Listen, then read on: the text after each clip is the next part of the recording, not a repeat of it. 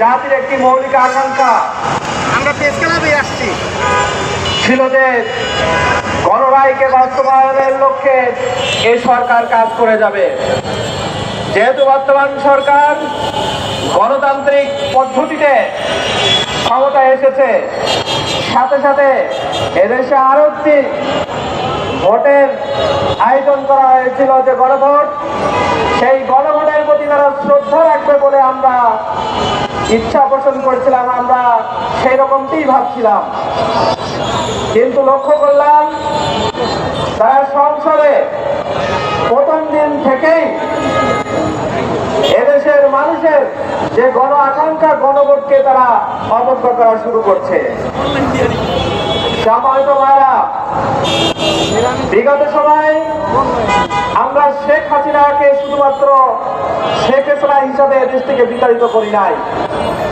শেখ হাসিনা একটি ফেসিবাদ তন্ত্র কায়েম করছিল বলে সেই ফেসিবাদ তন্ত্রের মূল মন্ত্র হিসেবে শেখ হাসিনা থেকে শুরু করে বাইতুল মোকাররমের ইমাম সাহেব পর্যন্ত এদেশ থেকে বিতাড়িত হতে আমরা লক্ষ্য করেছি।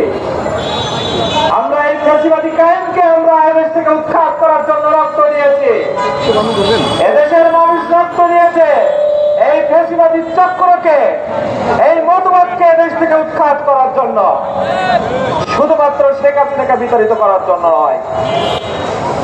সম্মানিত ভাইরা, সেই ফেসিবাদী তন্ত্র কিভাবে কায়েম হয়েছিল?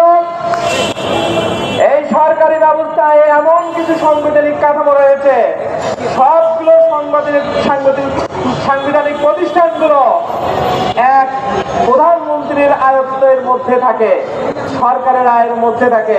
তিনি যেভাবে করে চান সেভাবে করেই সবগুলো পরিচালিত হয়।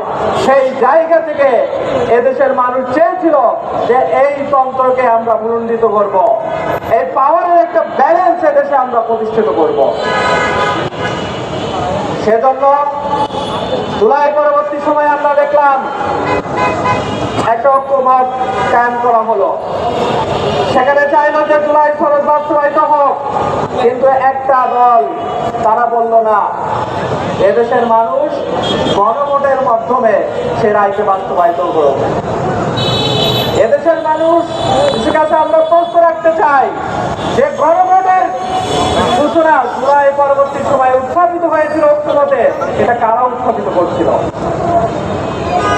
যারা এই বিষয়টা উত্থাপিত করেছিল তারা কি এখন সেই বিষয়ে ঐক্যমত আছে? তারা কি সেই জিনিসটা বাস্তবায়ন করার জন্য কাজ করছে? যদি বাস্তবায়িত করার জন্য না কাজ করে থাকে, তাহলে কেন তারা বাস্তবায়িত করছে না? তাদের পিছনে কারা আছে? কিসে তারা বাধা? তাদেরকে কিসে টেনে ধরছে? কোন ক্ষমতার ভয়ে তারা এটা বাস্তবায়ন করতে পিছুপা হচ্ছে? এদেশের মানুষের এখন জাতীয় প্রশ্নে এটা উত্থাপিত হচ্ছে। সম্মানিত ভাইরা, আমরা দেখলাম তৎকালীন সময়ে এদেশের প্রত্যেকটা মানুষ চেয়েছিল গণভোট আগে হয়ে যাক, কিন্তু তৎকালীন সময় বিএনপি চেয়েছিল না, জাতীয় নির্বাচন যেদিন হবে ওই দিন এই গণভোট হোক।